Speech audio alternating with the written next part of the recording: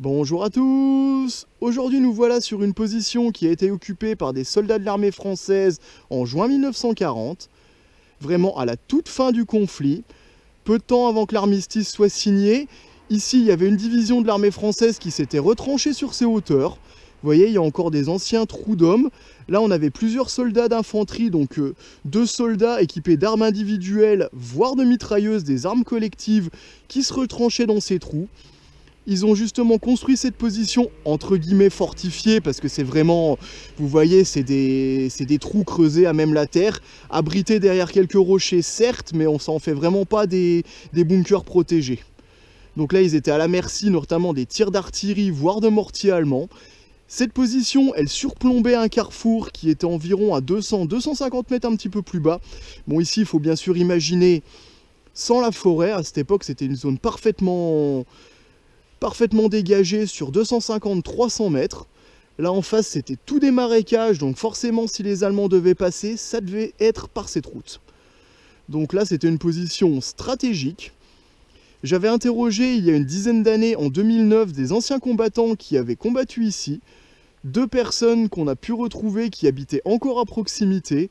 Donc on a pu avoir des témoignages directs, j'en avais d'ailleurs fait une vidéo, je vous mettrai le lien qui s'affichera un petit peu plus haut. Si vous avez envie d'aller la voir, n'hésitez pas.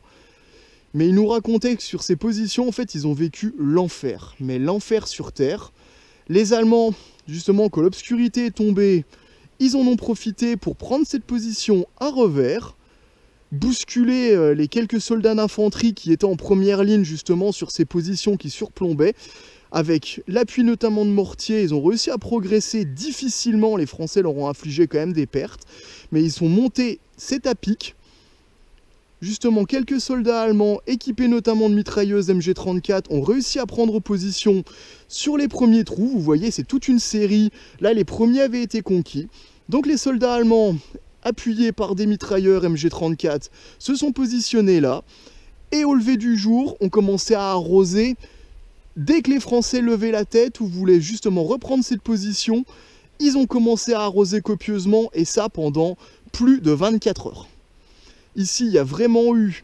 Les Allemands ont attaqué par le bas et ont progressé doucement de position en position, capturant chaque trou d'homme. Chaque ligne ont été capturées à tour de rôle vers le sommet. Donc vraiment, c'était une bataille intense, c'était des milliers de cartouches qui ont été tirées avec la MG34. Les anciens combattants qu'on a interrogés me racontaient que c'était des rafales des fois continues pendant plusieurs secondes pour faire baisser la tête. C'était vraiment l'enfer, les sifflements continus des balles au-dessus de leur tête, c'était affreux. Quand ils en parlent, certains me disaient encore qu'ils faisaient des cauchemars, ne serait-ce que, vous imaginez, 75-80 ans après, ils faisaient encore des cauchemars. C'est des personnes qui avaient tous entre 85 et 90 ans. C'était deux personnes, vraiment, ils étaient encore marqués par ces événements, par ce qui s'est passé sur cette position.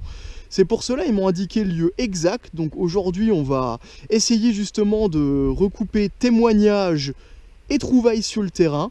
Donc s'il y a vraiment autant de munitions qui ont été tirées par les Allemands ici, ou par les Français aussi également plus haut, eh ben il devrait forcément avoir des vestiges. Donc à mon avis, des milliers de cartouches qui ont été tirées à la MG34, je pense que ça va laisser des étuis, une montagne d'étuis. Forcément, s'ils ont tiré, ne serait-ce qu'ils ont vidé 2-3 bandes au même endroit, à mon avis, il va y avoir des montagnes, hein. Ça va se trouver par kilo, forcément. Donc si cette position a vraiment été occupée comme cela, et il y a eu des combats d'une telle intensité, des preuves, il va en avoir, c'est pas un souci, ça je vais partager ça avec vous, il n'y a pas de problème. Mais un petit peu de contexte avant ça, c'est vrai que cette position, en fait, on était début juin 1940, quelques jours avant la capitulation française, donc les Allemands, ils avaient déjà encerclé Dunkerque, les Anglais étaient partis, donc ça, déjà, ils n'étaient pas vraiment au courant que la débâcle était à ce point-là. Les anciens m'avaient raconté ici qu'ils savaient que la guerre était très très mal engagée, mais de là, une défaite imminente, ils avaient en fait reçu pour ordre de bloquer au maximum. Les Allemands ne devaient pas passer ici. Il fallait qu'ils les retiennent, quelques jours si nécessaire, mais pour que le gros, justement, des divisions françaises basées ici puissent reculer et en fait se replier en bon ordre. Qu'il n'y ait pas d'une déroute en fait. C'était le but de cette petite division qui était ici, de cette, en gros, on va dire compagnie, plus une compagnie qu'une division qui était postée ici, puisse en fait permettre au gros des troupes de se replier vers le col un petit peu plus haut en bon ordre.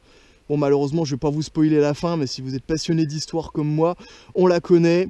À court de munitions, quelques jours après l'armistice, ils ont été obligés de déposer les armes, complètement exténués, à court de munitions et n'ayant plus aucun soutien d'artillerie.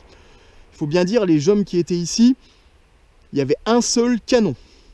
Un seul canon et une vingtaine de bûches. Je ne sais pas si vous imaginez, vous avez en face une division allemande bien équipée avec voilà, quelques blindés légers, certes, hein, des Panzer I notamment, mais bon, un canon de 20 mm contre une mitrailleuse française, voilà, c'est un petit peu léger. C'est vrai que voilà ce qu'il y avait en face, quelques Panzer I et Panzer II, accompagnés des équipes de mortiers et de mitrailleurs.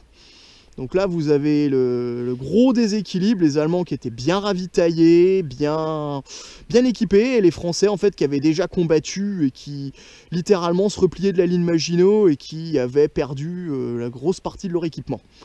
Donc voilà, il faut se remettre dans le contexte, c'est David contre Goliath, un peu le... En fait voilà, c'est la dernière résistance pour permettre aux derniers combattants, aux dernières divisions françaises d'échapper à l'encerclement et à la capture imminente. Ce qui malheureusement n'a pas pu être fait, mais les combats qui ont été menés ici ont notamment été héroïques.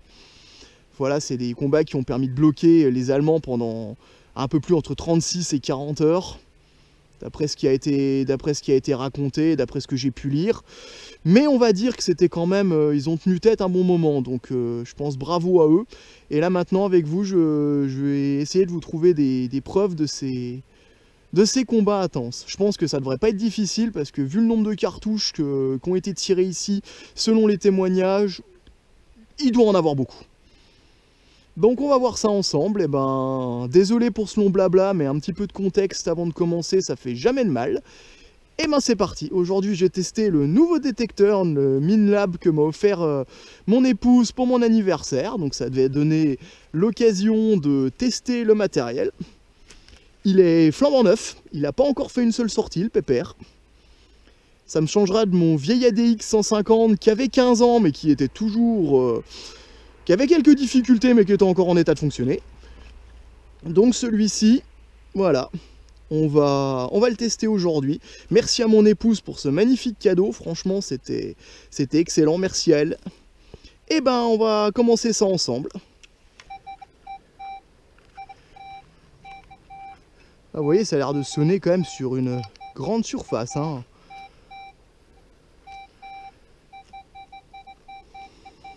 Là, d'après le nombre qu'elle a, je pense serait plutôt un alliage de cuivre. Donc à mon avis des munitions. Là vous voyez, avec la petite touche là, ça permet de savoir où creuser. Là vous avez, c'est comme un pointeur en fait. Voilà, donc là je sais où creuser. Allez, c'est parti.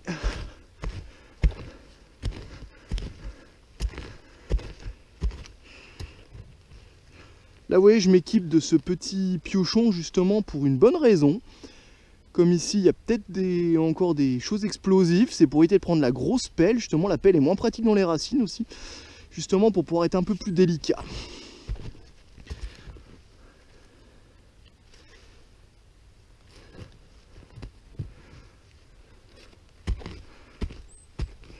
Hop.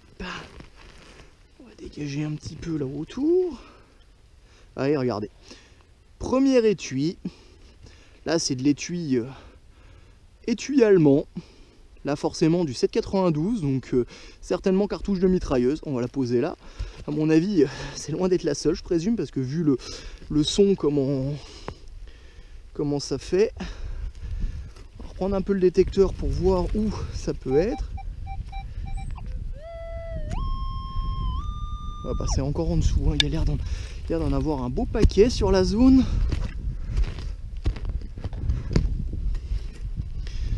Allez, on va enlever un peu.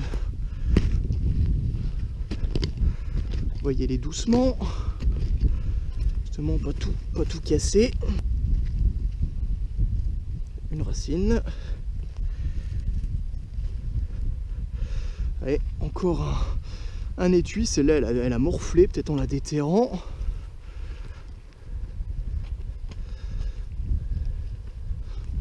Voilà, encore une, regardez ça. C'est vraiment, hein, ça. Là vous voyez que ça a mitraillé déjà un peu. Hein. On en trouve comme ça déjà 3 dans le même trou, à mon avis. C'est que ça a été fort.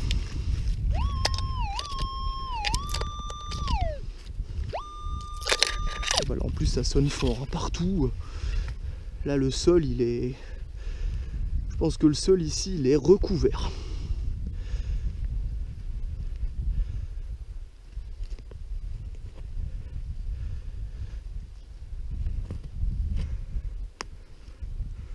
Regardez encore une. Toujours de la cartouche allemande, percutée, hein, donc c'est bien que c'est parti pendant le conflit ça. Justement pour savoir si c'est des cartouches de mitrailleuse, bon là elle est assez abîmée, je vous montrerai quand je retrouverai une bien conservée. Il y a des façons de voir en fait si c'est des cartouches de... si elles ont été tirées par une mitrailleuse ou par un fusil. On va voir sur celle-là, non mais la tête est relativement bien abîmée, mais là vous voyez quand c'est légèrement aplati en fait ici, c'est justement l'extracteur de la MG34, ça vient taper sur le côté au moment de l'éjection et ça l'aplatit légèrement là, l'étui. Donc c'est comme ça qu'on peut voir si c'est des cartouches qui ont été utilisées dans une mitrailleuse ou dans un fusil. Allez, on va continuer. Bon bah, il n'y a pas besoin de chercher loin, c'est toujours au même endroit. Comme vous pouvez le voir, regardez encore une. Là vous voyez, elle est légèrement écrasée ici. Signe que ça a tapé dans l'extracteur de la mitrailleuse et que... Enfin sur le côté, ça l'éjecte et en fait ça vient tank, ça vient taper, le bout vient taper au moment que ça va charger la deuxième cartouche, que celle-là est éjectée. Justement ça fait cette façon que ça soit abîmé juste devant, légèrement écrasé. Mais là vous voyez, preuve que ça a mitraillé quand même. Hein. Là je vous ai pas montré à la vidéo mais j'ai fait les postes d'avant, j'en ai déjà trouvé quelques-unes. Hein, mais c'était une par une. Là on commence à en avoir plusieurs au même endroit, c'est bien le sinon. Regardez encore une. Ouais, ça a bien... C'est la preuve que ça a quand même bien tapé. Hein. Là, vous voyez une position vraiment, vous aviez deux rochers là, et puis il a mis sa mitrailleuse au milieu et il a arrosé au-dessus en fait. Hop, on va regarder.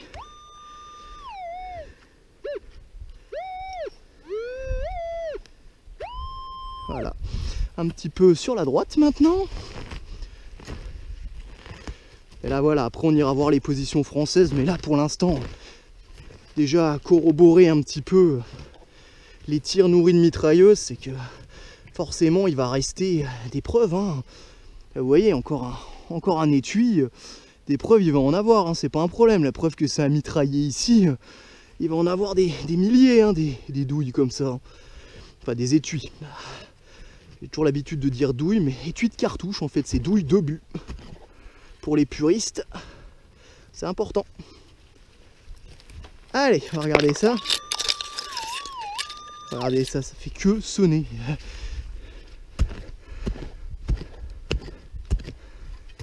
fait que sonner.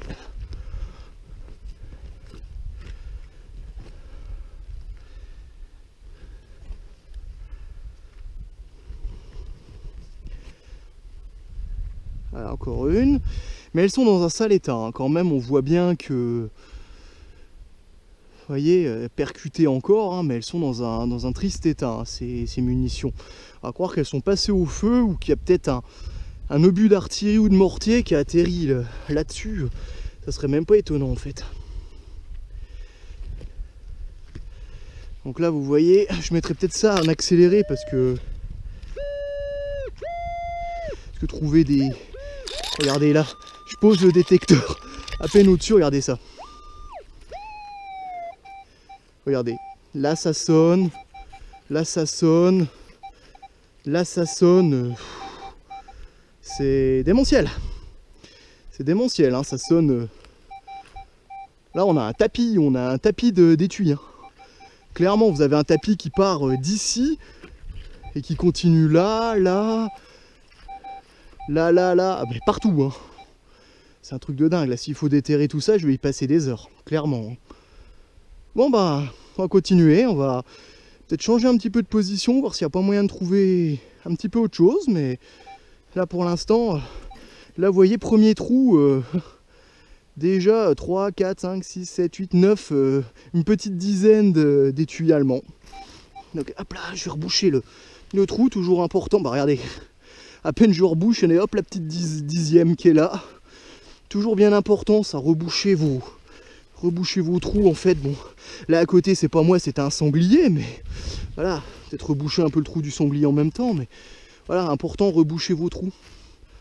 Pareil, la forêt n'est pas une poubelle, toute la saloperie que vous ramassez, la saleté, comme pareil les étuis là, je vais les emmener avec pour les mettre à la poubelle. Là il n'y a aucun risque, c'est inerte, ça a été percuté, il n'y a aucun risque, mais c'est pareil, si on peut dépolluer la forêt en même temps, c'est une bonne chose.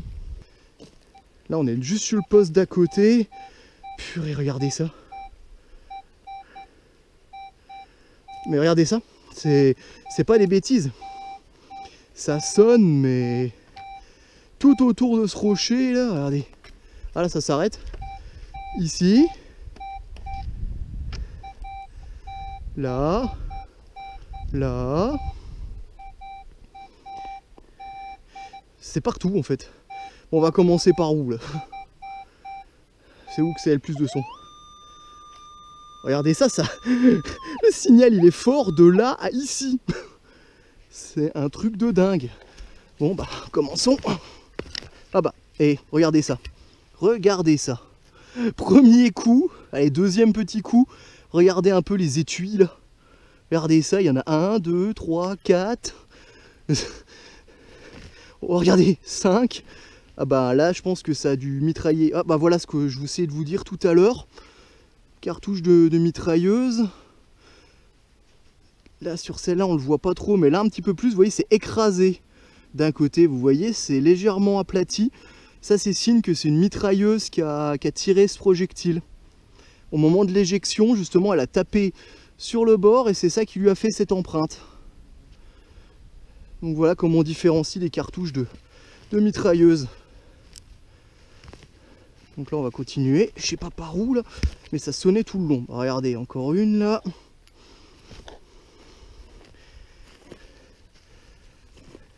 Alors, hop, une autre, ici c'est vraiment pas très profond, un petit peu moins profond que là-bas. Reprendre le... Oh, regardez, encore une là, mais il y en a vraiment partout, c'est un tapis.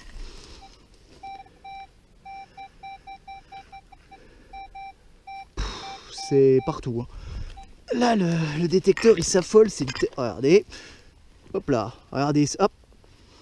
Ça, c'est différent, ça. Regardez ça. Une cartouche française.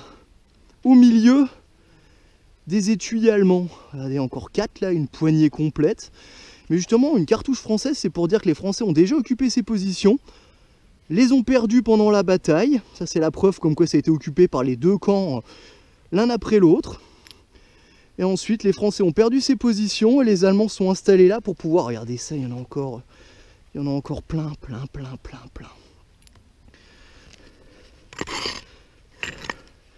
Regardez, à peine... regardez ça. Aïe, aïe, aïe. Bah là, c'est la preuve comme quoi ça a cogné sec, hein, ici. Regardez ça. J'en ai une pleine poignée, là, déjà quasiment une vingtaine, là. C'est affolant, regardez, il y en a encore. Purée, c'est pas possible. Ah bah là, on est sur une position où le mitrailleur, il s'est littéralement fait plaisir. Il a vidé ses bandes, hein, clairement. C'est... Regardez ça. Regardez le tac, ça va faire, là, bientôt. Et il y en a encore, hein, c'est pas fini. Regardez là, hop, 1, 2... Hop là là. Regardez ça, 3, 4, 5, 6, 7, 8... 9, allez, 10. Il y en a d'autres derrière, regardez. Regardez ça. Là, le mec, là, on peut dire que ça a cogné ici. Hein. Ça a fait du bobo. Hein. J'ose même pas imaginer ceux qui étaient en face. Hein. Et là, on a 25-30 cartouches. Vous imaginez que c'était ce que balançait la MG34 en à peine plus de 2 secondes. Hein. Juste là, le tas de cartouches que vous allez... Bon, pas la munition française, hein, mais les étuis que vous avez là, c'est ce que balançait la MG34 en un peu plus de 2 secondes. Alors ça, le mec, il a tiré juste 2 secondes, ça a expédié tout ça. Alors j'ose même pas imaginer ce que les autres d'en face, ils ont dû recevoir sur le coin de la tronche.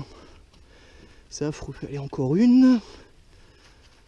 2, 3, 4, 5. Oula. Encore, regardez, 6 là. Regardez ça, regardez ça.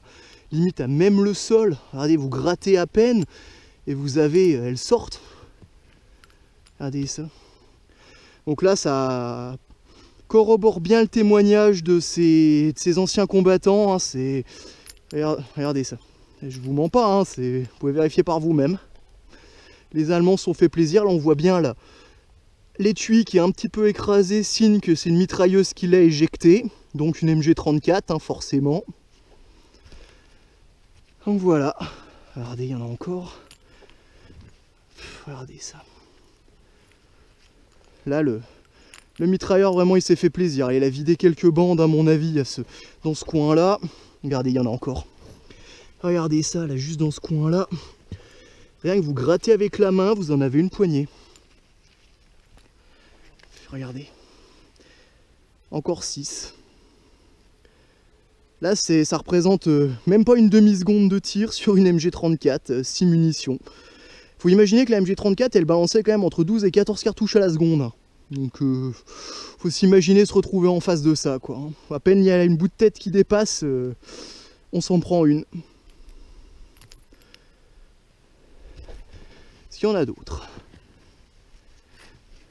Voilà, il y a encore une là. Ah, mais c'est impressionnant. Il n'y a pas d'autre mot, c'est impressionnant. On va essayer de regarder. Regardez, encore 2 là.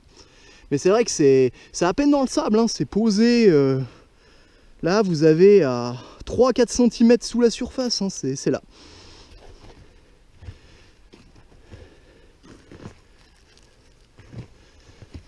Hop, prendre le détecteur pour voir.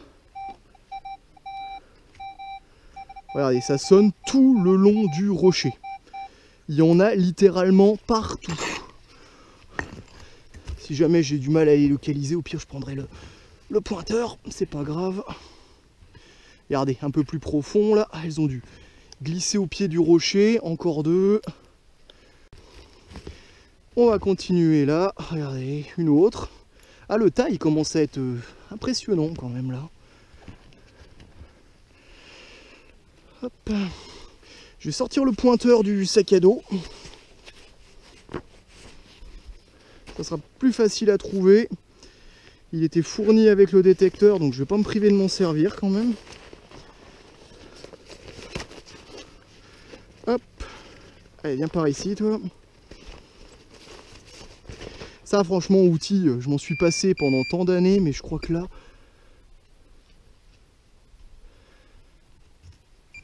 Regardez, pas besoin de détecteur, hein, il doit y avoir des sacrés tas par endroit. Parce que là ça sonne, là aussi, là...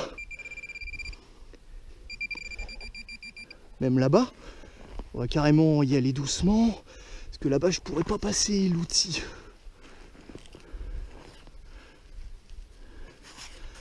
Là, vous voyez, il y a une grosse roche, là.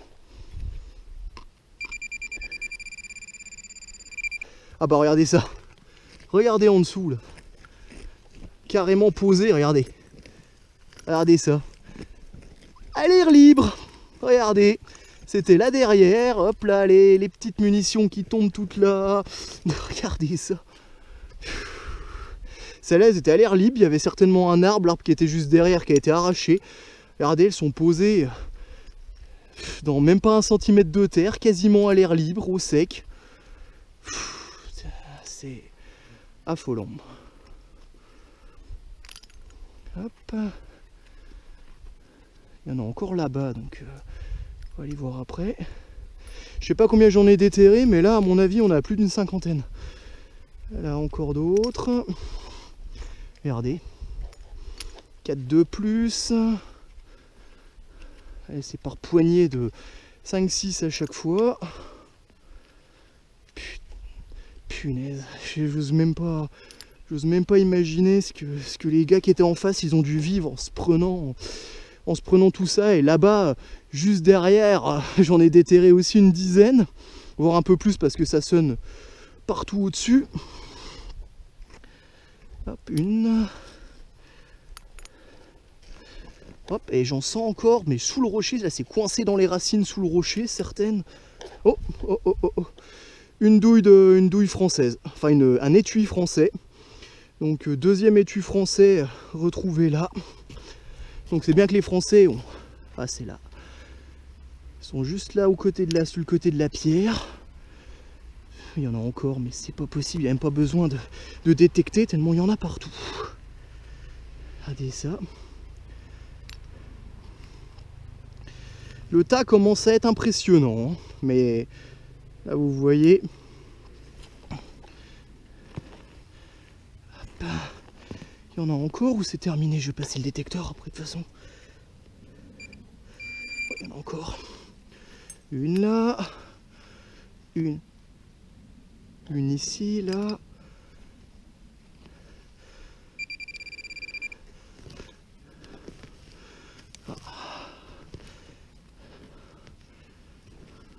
Là. Une ici.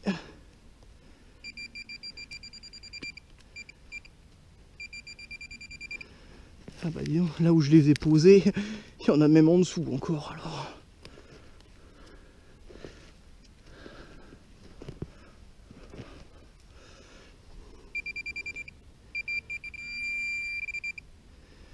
Voilà, on va continuer là-bas parce qu'à mon avis là, je fais le tour.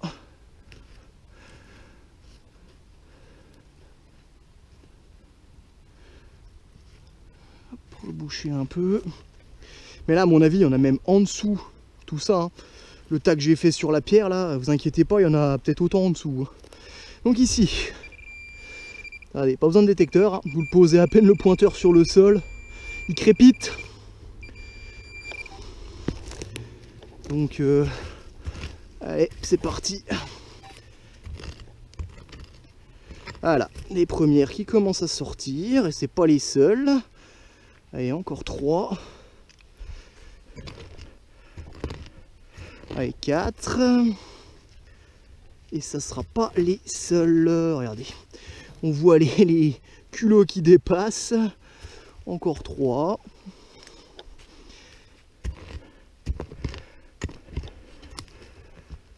Hop, encore une.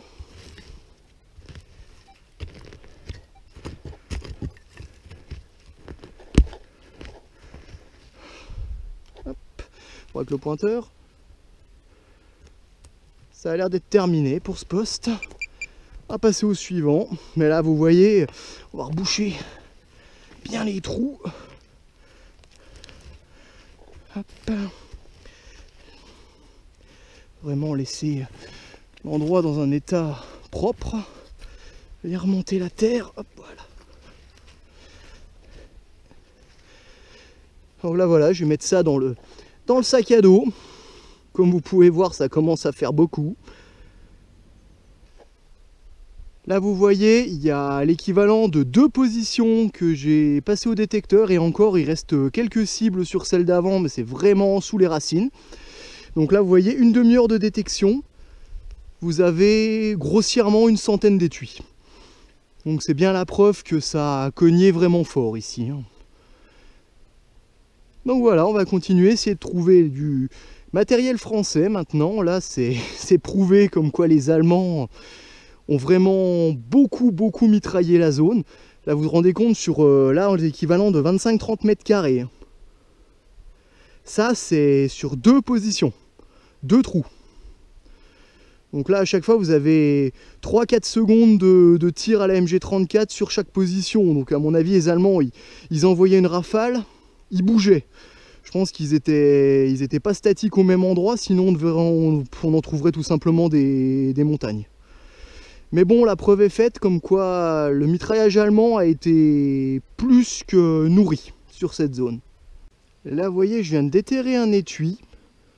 Alors celle-ci, elle a un pincement vraiment bizarre, donc à mon avis, je pense que la MG34 s'était enrayée.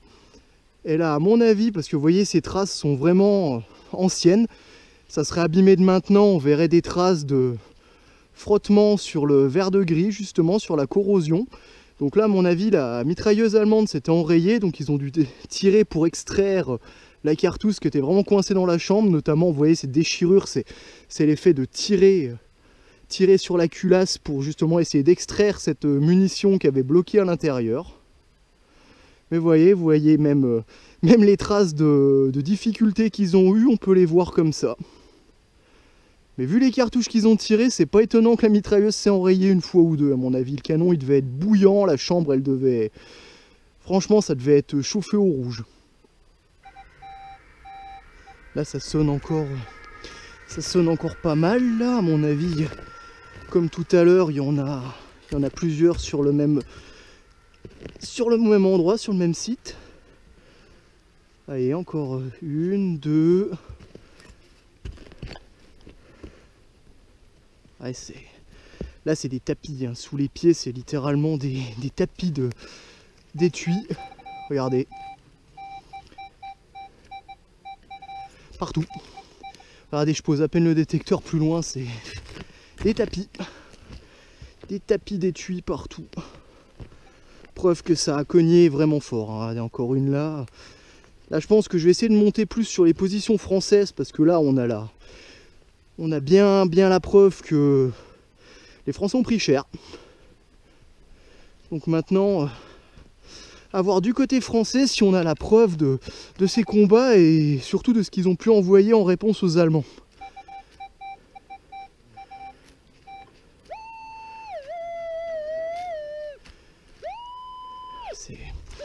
On va essayer d'en déterrer peut-être encore 2-3. Mais bon, des fois au milieu de ça, on peut avoir des jolies trouvailles, comme par exemple un canon de MG34, ça pourrait être bien. Bon, je pense que là, encore une. La MG, les Allemands, ils n'allaient pas l'abandonner sur place, ils étaient pas en difficulté, donc ils ont très bien pu l'envoyer à l'atelier pour la réviser.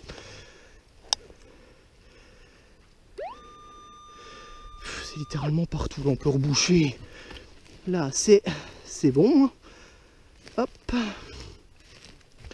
Maintenant, on va passer là.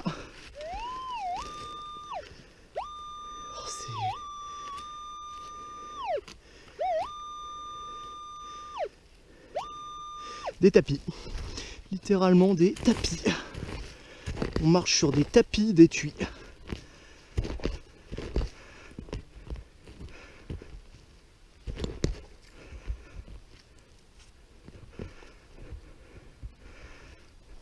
Ah, les moustiques qui sont en train de me faire la fête là. Ah, il commence à être le soir.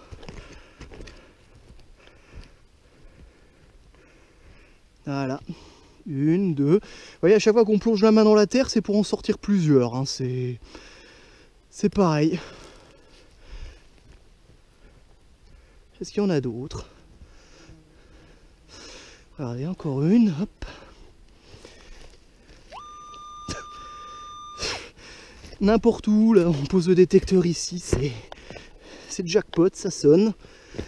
Ça me dit, c'est là. Perds pas ton temps à regarder ça. Allez hop, encore une poignée. Il y en a combien là dans la poignée? Allez hop, encore 3. Hop, 4.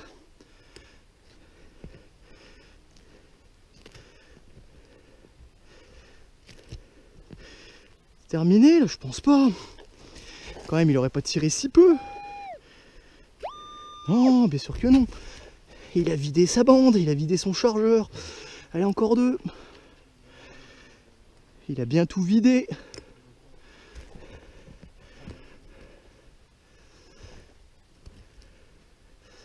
En voyant ça, je me dis, les Allemands, il manquait pas des masses de munitions, à mon avis.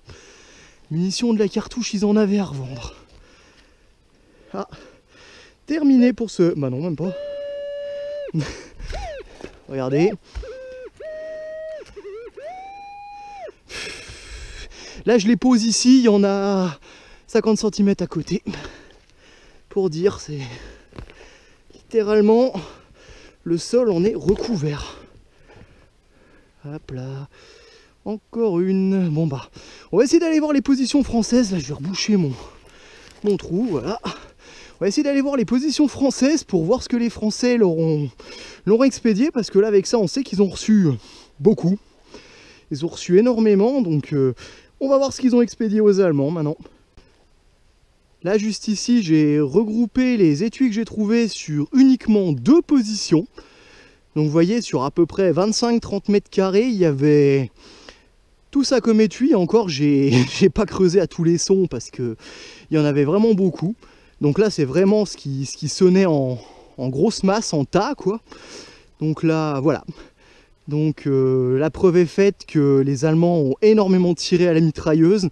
Là, si on a ça sur 30 mètres carrés, j'ose imaginer sur toute la position, ça serait des milliers, peut-être même des dizaines de milliers d'étuis comme ça qu'on trouverait. Là, c'est grossièrement 25 mètres carrés. Hein. Donc je sais pas si ça sonne un petit peu partout. On passe à peine le détecteur, ça fait bip, bip, bip dans tous les coins.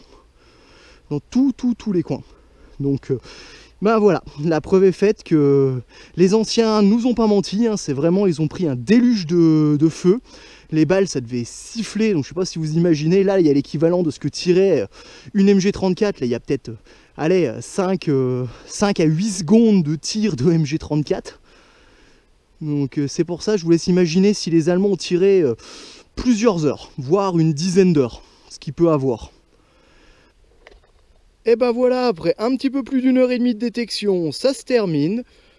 Là, j'ai été détecté sur environ 150 mètres juste devant ces positions. Là, c'est surtout des étuis de mitrailleuses allemandes que l'on retrouve. Là, comme vous pouvez le voir, il y en a beaucoup plus d'une centaine, visiblement. J'ai pas compté exactement, mais il y en a entre 100 et 120.